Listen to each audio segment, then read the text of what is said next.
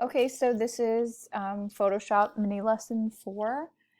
For this mini lesson, we're not going to create new. Instead, we're going to open an image that I'm going to give to you. And that image is the polar bear PNG. So make sure you download this file and you have it on your computer.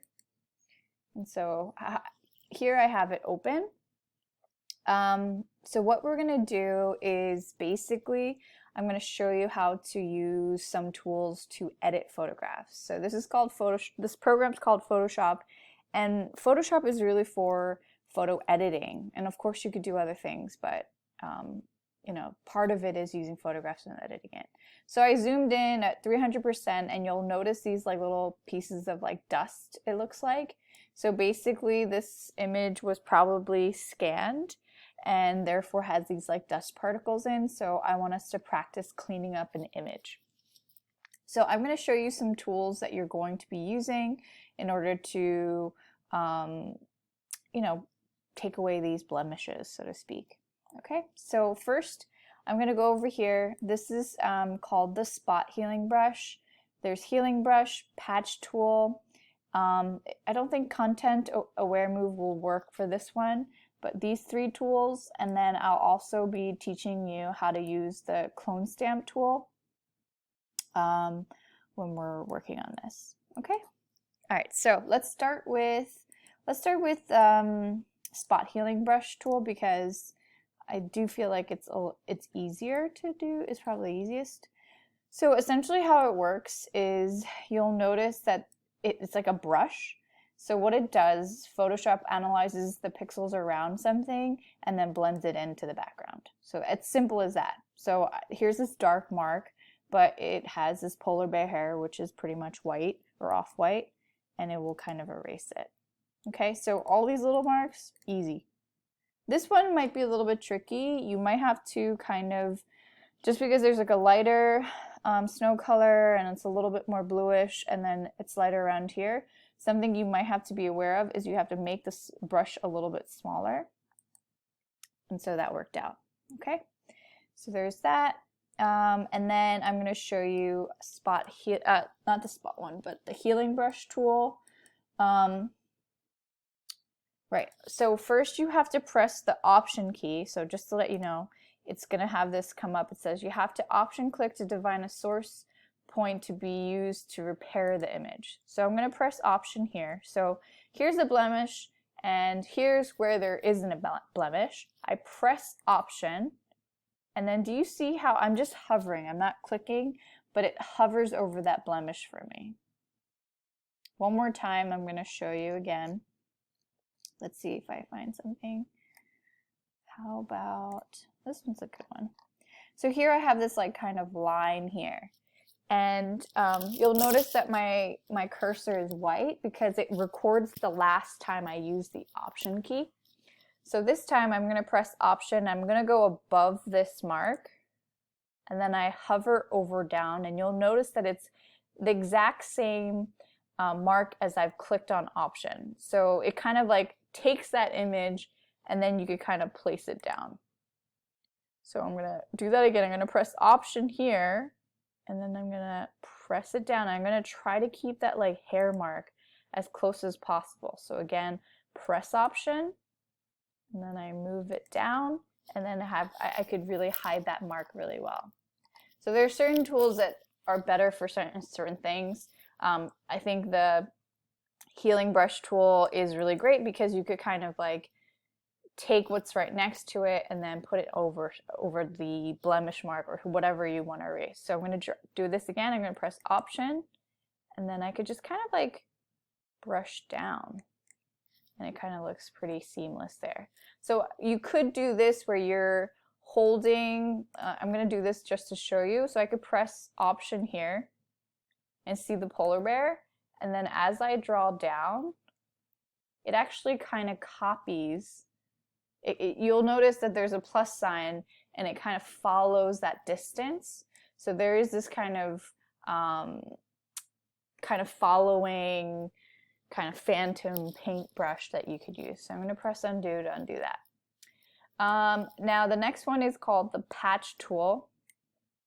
And the patch tool works similarly to the healing brush tool, but you kind of have you have the flexibility to actually create the selection. So before it was these circles that you kind of it kind of gave the radius of it, but this one I could kind of go like this. I select that area, and I can actually move that and then find the place that I think is most appropriate. So one more time, like I could select a certain area, lift it to find, you know, something that works, and then it kind of like blends it into place. So one more time, I'm going to go like this. Let's see. Yeah. Sometimes it kind of lightens it because, again, Photoshop is doing this calculation of like, you know, where is that area selected and how is it going to work with the new area that it's going to cover. So I'll show you an example of what I mean there, of like when it could go wrong, where you're like, oh, you know what, this might not work. So something like this is a perfect example, like where you want to remove this, but let's see how the different kind of photo editing tools could work, or blending tools. So here I select this corner and I'm like, okay, I'm going to cover it with white, but as you notice, it kind of tries to blend this really harsh black outline with the background and with like the white snow. So something that you could do, I mean, one option is like you could be really careful with the edges, but we'll see. You can kind of go like this, oh, and then you could remove it, and that's one option. Something that could happen is, especially with edges of screens, there is this kind of awkward kind of blending out that happens. So just make sure that you try to avoid that as much as possible. So there's one more tool that I wanted to show you called the clone stamp tool. And how it works is you also have to press Alt Option on this. So Alt Option key. And essentially when you press it, you'll have this different symbol.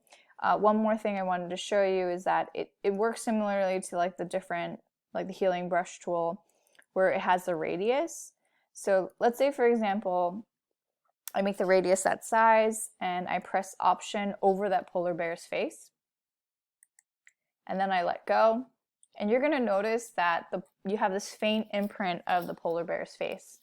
Now, as soon as I haven't clicked anything yet, but as soon as I click here on this point, what's going to happen is the distance between the polar bear where I clicked Option Alt and then where I click next, that's going to keep it. And I'm clicking down and I'm holding it, and you'll see that plus sign.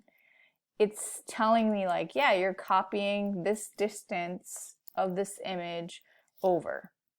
So it really is truly cloning that original location, and as you click and drag, it'll copy that entire image. So you could do something like this where I'm like, I press Option and then I clicked on the polar bear's face and then I put it here, and then I go back to the polar bear's face, I click here, then I go up here, I could click on the polar bear, click Option, and then do this. And I have this like strange like four-headed floating like three floating polar bear head or something like that. Okay, so you could work at it that way, where you click and drag that distance and copy, which kind of copies what you've done, or you could re-click Option every single time to kind of clone that area. So how do I use this to, you know, clean up blemishes or remove things in a photograph? Well, here's an example. I could make my brush a little bit smaller, and I could take that Alt Option and then click above this, and then I could just kind of draw over this button here. And then I could remove it. Okay? So that's the clone stamp tool. I just want to let you know that what we're doing here right now is exactly what photo editors would do for magazines, headshots, movie posters, like any kind of photograph that someone is taking. They could use this to remove blemishes, and that was more back in the day. But for digital images, it's like changing you know, getting rid of pimples, getting rid of wrinkles, like removing things, moving things. Like these are some of the tools that those designers would use. Once you're done removing everything, this thing here, and the blemishes on the polar bear image, you're going to have to save. One thing I wanted to point out is we never added a new layer. You really, when you're cleaning up blemishes or kind of changing the pixels, let's say, you know, you're removing something and you're replacing it, you're actually changing the pixels, the information of that image. So you should be mindful of that, that you're changing the original image itself. I believe now Photoshop is infinite in its undo, but in the past that wasn't always the case. So just letting you know. So we're gonna go to File, Save As, and all I need you to do is write your name in front. So I'll write Miss Lee for now, and then Polar Bear PNG. That's totally fine, and click Save. Okay.